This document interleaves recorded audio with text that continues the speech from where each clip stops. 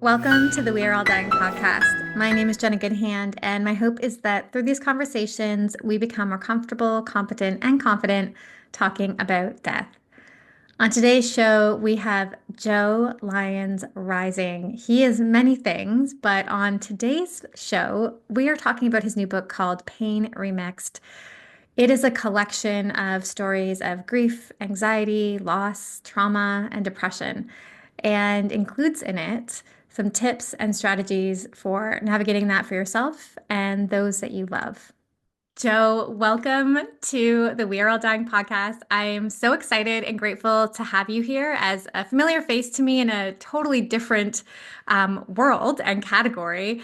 I think this is so cool to get to know you on this level of your life in such a, personal way. And I first just want to thank you for that and thank you for your time in joining us today. Yeah, it's a serious pleasure to be here, Jenna. I know you and I have talked about this for a while. We know how busy CPG is, especially as both of us as entrepreneurs. But kind of good things come to those who wait. So I'm really thrilled to be here today chatting with you. Yeah, I'm having sort of a flashback to having this conversation about, getting things on shelves. And then somewhere in the mix, just kind of saying, hey, I also talk about death. And you being like, oh, I'm also writing a book about, what we'll get into today. And I just think Yeah. that's why it's so important to have these conversations is everyone has something, right? Yes. Death affects us all. Yeah. It's very traumatic and it's forever. So I love that that's kind of the way that we found ourselves here. So you recently published a book called, Yes. yes, Pain Remixed, and wow. Like it's already hard to read people's stories when they're full of so much heavy stuff, but it's even harder when you know the person, right? And you really care about them. So I felt that layer of reading it as this is Joe, and I feel for the person who's gone through this, but also deeply admire what you've done with it. The book is about your experience with grief, anxiety, depression, loss through like 40 years of your life. Mhm. And sort of begins around, where your parents both died by suicide by the age of 10. Um, is that kind of how you describe the book as well? What was sort of like the prompt for you to pull this all together and decide to share it with the world? Because I mean, therapy is one thing, putting it on paper and the commitment of sharing it is something totally different. So what was that moment for you where you were like, you know what, this isn't going to be just mine. I'm going to share this. First came to me, I think I was in second year university at Wilfrid Laurier in Waterloo. And I had really started to turn a page for the first time in my life about talking to all these great new friends I had made, first year residents. Now I'm living in a house with amazing friends and another extended group of friends. And we're starting to have these deeper conversations, more mature conversations, at 19, 20 years old. And I just started to feel this great feeling of appreciation. I think that I could really take stock of where I was in my life and what the future held for me. And I just felt that I made it here for a reason. And that reason is really to help other people. And my parents didn't die in vain. And yes, their deaths were tragic, but that doesn't have to be the end of the story. I'm also not going to continue on that trend, and they didn't want me to. So there's something there. I had no idea what that story was going to look like, and I apparently needed another 25 years of living to write the whole thing. And I'm so glad I waited because just the most beautiful things have happened in the past 25 years to kind of complete this full like pain to purpose moment.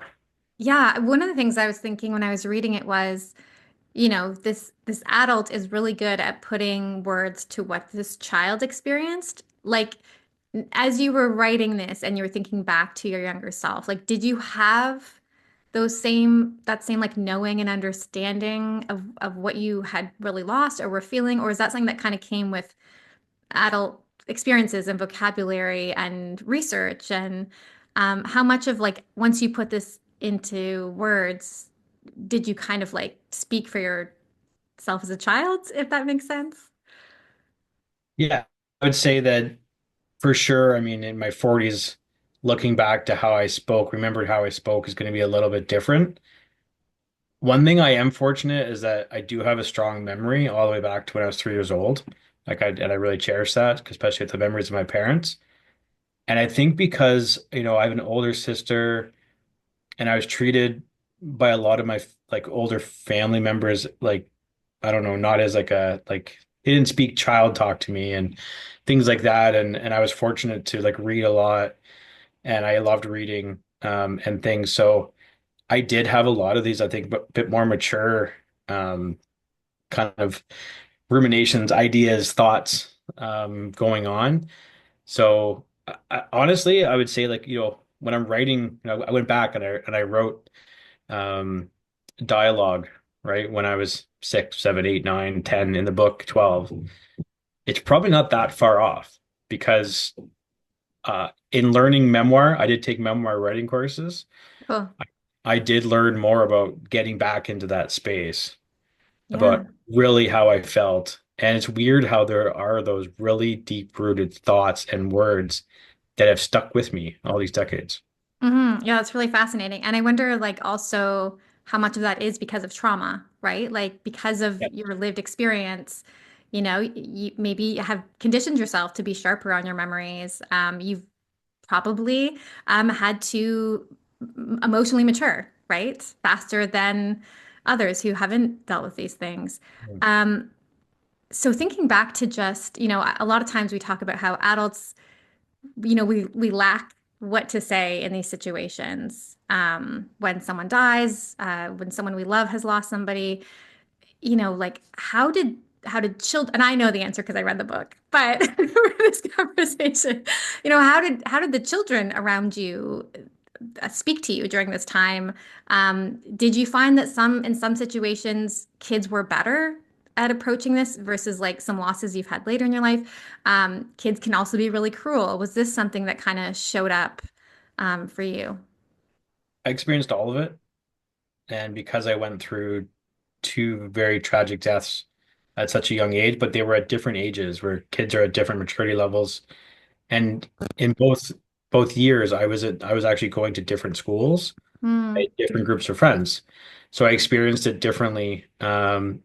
So I would say that when I was 6, no one really talked about it. Like, 6 years old, you're kind of just really focused in the moment, and then you're like changing and you're going to this and this, right? So, kids didn't talk to me about it. I don't actually recall any kid in my class acknowledging it or saying anything. Um, I don't think it was until I went to a new school in grade 2. And I do remember my first day of class there. I didn't know anyone. And the very front page of my first journal, I drew a picture of like being like in my dad's casket, like being at the funeral. wow. And my friend, this new friend I had started to talk to, who I'm still friends with, still one of my best friends, was like took notice of it and was like lending me like a black pen or was like, hey, like, do you want to use this? He had a Star Wars pencil case, which I thought was the coolest. So fast forward to when I was 10, and you're starting to get in that phase where there's some great bonds made. So I had some really great friends, but that's also a stage where you can be bullied just on an Hmm. everyday basis. And so I experienced those exact two things. I talk about it in the book. Um, I think I'm fortunate because I didn't experience a ton of bullying. I did have, getting on the school bus, getting back to school in grade 5, kids looking at me, being like I don't even know what to say to this person, whispering, and I just felt uh I did not want to be there. I felt so singled out on the bus, and I just really wanted to be home back under the covers. Um, but I'm glad I got up to went to school, and it slowly got better. There was an incident where some kids were very direct with their bullying and name calling about my mom and how she died. Um, but I had this great group of friends, and they didn't take any crap from people bullying, and their parents, their mothers and fathers said, "You protect Joey at school." And they did that. And there was really only one incident where it happened. And people knew not to mess with me. And my friends were going to be there. It didn't matter if they were what age they were. I think I was in grade 5. You were up to grade 8. Didn't matter. They were all there. So I had that the rest of my life. I was really fortunate. Yeah, I mean, that it was so significant probably at that time. And even though you probably felt it at the time, you've probably realized since then just how those moments, not everybody would have experienced it that way. Um, Thinking about that, you know, teachers, like how did they show up for you or not show up for you with some time and space and evolution? How are they doing it better today? When a child in a teacher's class loses a parent by suicide or in some other way, um, how do you feel they did their job? And maybe what had you hoped they'd done if there was some gaps there for you? So the one thing I'll say first, I'll preface, is that children's grief training was non-existent. That was not a topic in the 80s and 90s. So the average teacher did not have that training. And the ones I would say that showed up for me were the ones that just they were the most caring, thoughtful, sympathetic people. And I think back to my grade 3 teacher, who I'm still close with, and she actually read my book, huge supporter, like just the coolest thing. And my mom brought my little brother in for show and tell. I was 8 and he was just born. And it was just this beautiful moment. And, 2 years later, I still had this bond with her, and she was just like, whenever she saw me, like just really nice and checking in to see how I was doing, as a teacher's how I was doing. So there's teachers like that that are just like, I probably doesn't even matter if they were a teacher in any job. They just have that, they're just those great people that are caring. I did have a couple of other teachers that during that year in grade 5 where I was just like in a fog. I'd always been, you know, B plus, A minus average student. I was in the math course, mathlete, and I was struggling, like struggling every day just to get stuff done and to figure out why my brain wasn't doing how it usually does. Um, and unfortunately, my grade 5 teacher left. She went on mat leave like shortly after my mom died, so I had a new teacher come in, and it was clear that she had no idea, absolutely no idea my history, and it was so fresh, Yeah. right? And so I still have a copy of my report card that just says like Joey's like really falling behind. Like I don't know what's going on with him. Like it kind of made it sound like I was not a good student. I was slacking. So that was tough. That was really hard. And so Yeah. I obviously didn't have a ton of respect connection. And then I did have another teacher that was next door during Mother's Day, you know, kind of go down the line thinking it was really fun to ask every single kid what they're getting their mother for Mother's Day. And you couldn't have done like the worst thing to someone that just lost their mom to suicide Right. like 6 months prior. And yeah, that really upset me. So I think that was like, 80s, late 80s. What I'm seeing now, I'm encouraged about. There's a lot of um, resources and programming going out to schools. So our organizations like Season Center for Grieving Children, where I've support and volunteer with, they've been doing programming for schools for many years. They have an outreach program, and so they will go either they'll go and like proactively teach teachers, or when they know that there's a significant grief, maybe a child died in Hmm. the school, right? And they're there for that support. So um, I'm really thrilled the encouragement where it's going. We still need more of it. The teachers still need more support and education, but I am really happy of how it's changed in the past decades. Yeah, it does seem, even as a parent, I'm getting emails about mental health things, or if there's a tragedy like in our local community or even the global community, because different groups of people or individuals are affected, we'll get these emails like if you need support for your child or your family, And there's no way that that was going, I mean, there was no email when we were kids, but that was just wasn't available. It wasn't talked about. There was a very finite thing that teachers were meant to do. And now, they're part of the community care, I find. And I think that that's so important if our children are spending the majority of their days with these adults, right? Honestly, I don't remember the topic of mental health coming up at school, maybe until I was in university, when unfortunately there were suicides at our school. And that was the first time where it became a topic where, as a collective group, the school needed to address it and start to say, hey, maybe we need to start taking a fall break because the stress loads are just too high for students. Yeah. So, talking about suicide, again, like growing up, nobody really talked about it, didn't talk about mental health. Um, like even now, there's a lot of problematic ways of talking about it. There is some knowledge of not using the term committed suicide, things like that. Yep. What do you wish people knew or understood about suicide that you've had, through your own experience, but also like through your research and understanding, like what do we not get about suicide that is very harmful and problematic and hurtful to those who are affected by it? I think the first thing is that we've stigmatized it to a point where it feels like a crime. That's why we say committed, right? And so that's first and foremost, but it's not really our fault because, we've been raised like that. Society has deemed it that. I know in different religions it still is.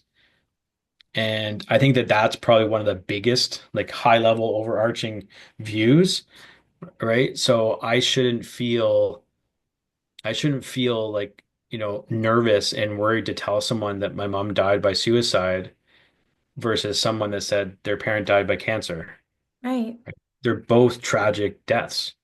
They're both based on illnesses. Yeah. These people that die by suicide, it's not something that they're really wanting to do. They really are not. It's a last resort, but they're not in a state of mental well-being to make really clear, conscious decisions. That's the only option at that point. And so there can be a lot of anger and Hmm. and misunderstanding and wondering why. But it really is like, you're dying because of a mental illness, just like someone had an autoimmune disease. So I Yeah. think that's how I would love for us to view. And I would say the other one is not being scared to talk about it. Yeah. So there is a misconception that the more you talk about it, the more likelihood of someone to die or someone else die by suicide. It's like saying, oh, if we talk about like sex or premarital sex, unprotected sex, then people are going to have more. No, it's actually going to increase the safety, all these different things, right? I think we know that already. Yeah. So suicide's another one, and I try to do that in my social media, even LinkedIn, and there's a lot of really great suicide prevention specialists that I look up to and are motivated by that do that as well. So I'm Hmm. really happy to see that, but I still think as a society, we're not comfortable yet enough to talk about suicide. Um, and so it takes time. Yeah. Two things. One was, I really appreciate that in your book you talk about like the pain of depression. Like for those who haven't experienced depression or didn't have like those physical like the actual physical pain that comes with depression, the weight of it all, like I think that you really help to highlight like it's painful, it's hard being in chronic pain, whether it's from depression or something else, makes life unbearable. Like it's no relief from a feeling of torture in your body. I think that's really important, is that people understand that. And also, if you haven't experienced something, I feel like we really don't have a right to judge or to critique it in a way. And that's, a prompt for us to dig in and figure out, why would someone do this? If I think that, this is a crime or something like that, what would move someone to do that and understand these stories? And the other thing I just thought of was the importance of talking about this early. So, like I had severe depression when I was in high school and, attempted my own events. And there was just like, I didn't know what to do. No one had ever talked about it. I didn't even really understand what I had gone through until probably university and later into my 20s when I was reading about it. Even now, there's still, just research in itself has evolved. So I can read things now that explain why I was doing what I was doing or what I was trying to cope with when I was younger. So I think, just like that fear of talking to kids about sex is going to make them have sex. Mhm. It's talking to young people about suicide and depression and mental health isn't going to make them have those crises. It actually could prevent it because the isolation, um, as a child, not knowing why you're feeling what you're feeling Mhm. isolated, not wanting to be a weirdo or different from your friends, right? That's such a critical time as really highlight in your book. Yeah, I would say two feelings that kids and teenagers really struggle with on their own is anxiety and depression. And I went through both of those. And I would say, like depression, I could understand a bit more. I knew what it felt like to be sad. I didn't even know the word anxiety. I didn't know that I had an anxiety disorder, right? I didn't know that every single day having panic attacks for grade nine, that it wasn't just my mind completely falling apart. It actually made a lot of sense, and there was an anxiety thing. But I wouldn't get diagnosed with an anxiety disorder until my late 30s. So Right. those are some of the things that, obviously I wish I could go back. I can't. So because I can't go back, maybe I can help someone's journey a little bit easier, but especially the kids and teens, because, I'm a parent. We have a teenage daughter, 17, and a younger daughter that's 8. And so I'm watching it firsthand, right? And especially navigating the pandemic, the mental health challenges with that piece. So we're trying to do things, differently. We're extremely open about mental health, 100% supportive of it in our household. But even that, it doesn't mean I can protect my children from not going through that. Right. We can Yeah. just try to normalize the conversations, like regularly having conversations about it, even things around like, whether different kids have like ADHD, right? Different ways of learning, things that again, people felt very isolated, I think, prior, like in decades past. Mhm. But they still do. They still feel isolated if they don't have that opportunity to talk about. Um, so yeah, that's one of the honestly, if there's a group of the population I'd love to go out and speak more with. And that's why I do the volunteer work with Season Center for being a grief facilitator, is these just incredible kids and teenagers, which I think in society today they don't get enough credit for what they've navigated and what they continue to navigate in this current world. Absolutely. So, I mean, you've taken so much trauma in your own life and you've started to do things with it. Data that gives back is another one of the things that you're doing.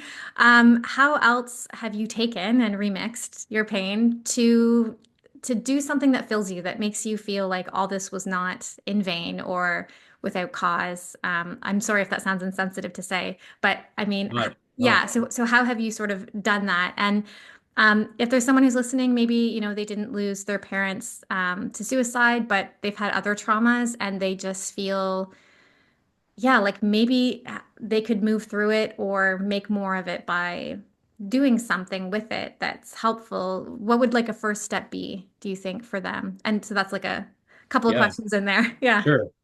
Um, yeah, I mean, I did start doing some volunteer work when I was younger, because my mom did have multiple sclerosis, so I got the benefit of uh, feeling that good, just incredibly positive feeling for helping others through the multiple sclerosis or MS Society of Canada. I did that through a university, but yeah, now running a social enterprise, knowing that every single day we're helping children by donating 25% of our revenue to them, that's a big one. But I would say that it can be very small. It doesn't have to be anything to do with money.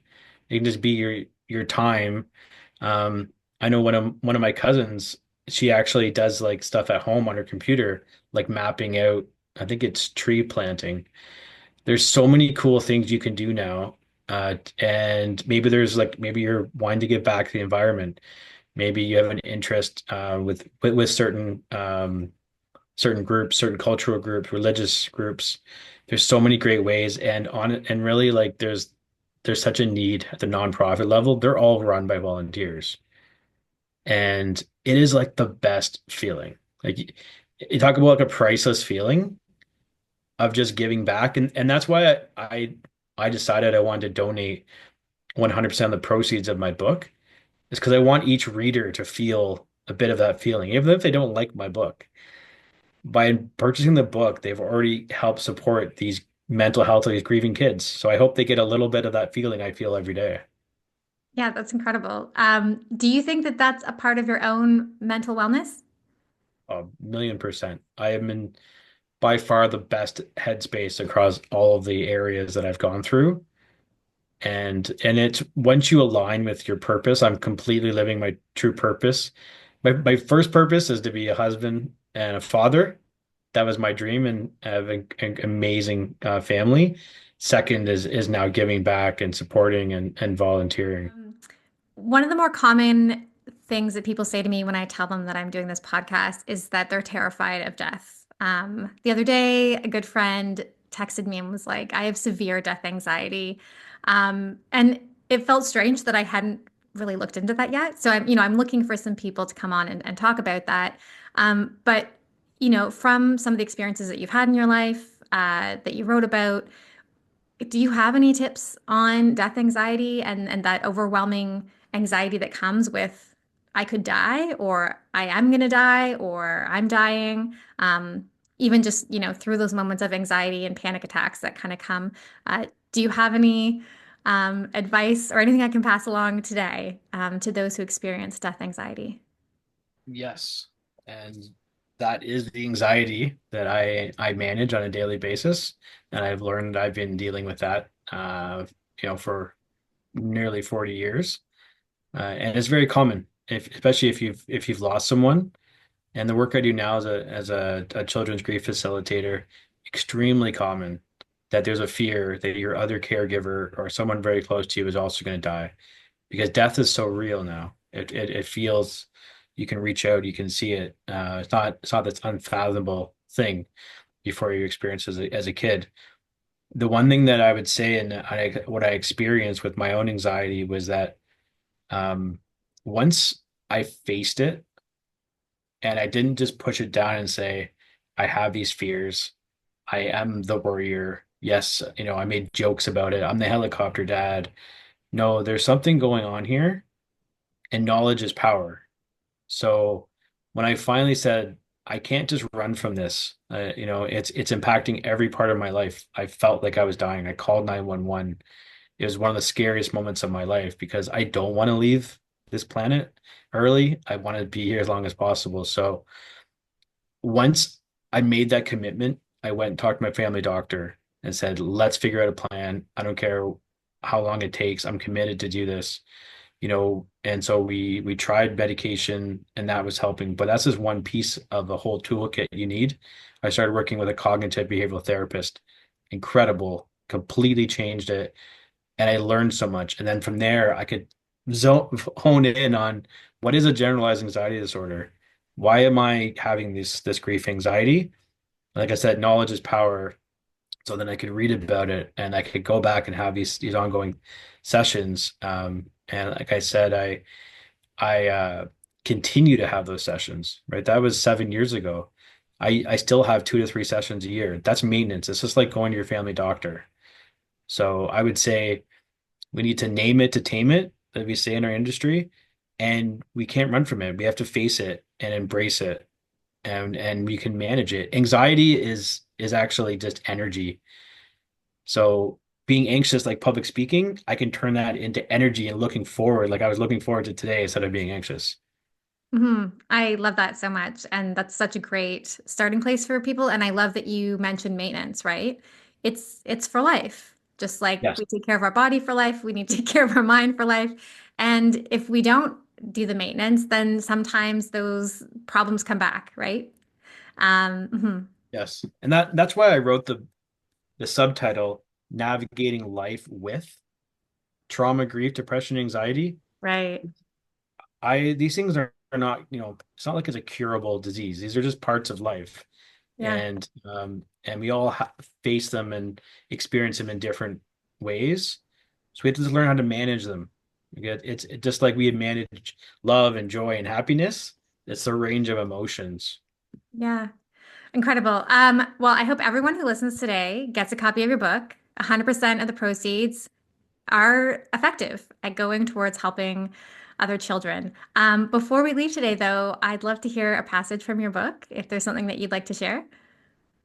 Definitely. And I'd like to read something from record 15.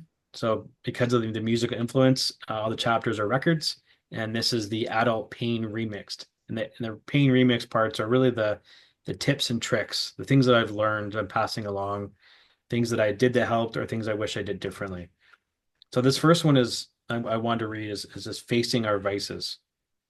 In the mix of life's challenges, where struggles with mental health and trauma forge much of our adult experiences, facing our vices, be they addictions to alcohol, drugs, gambling, whatever it is, becomes a pivotal battle in the path towards healing. As I've shared, the gravitational pull of these vices often starts as a coping mechanism, a way to temporarily escape the relentless pangs of pain and anxiety. Yet the relief they offer is a dangerous illusion, a fleeting sanctuary that deepens our turmoil. Most of those are actually depressants. The traumatic events and pressures we endure can push us towards these dark caverns of addiction, but we're not alone in the struggle. Help is always available through family, friends, and professionals who can guide us towards the light. Our winding trek through grief and trauma is lifelong, and by finding your light, you illuminate the path to not just surviving, but thriving amidst adversity. It took me decades to fully accept and face my own vices, and this acceptance has been a cornerstone of my healing. Thank you, Joe. I'm so grateful that you took all your pain, you remixed it, and you've shared it with the world.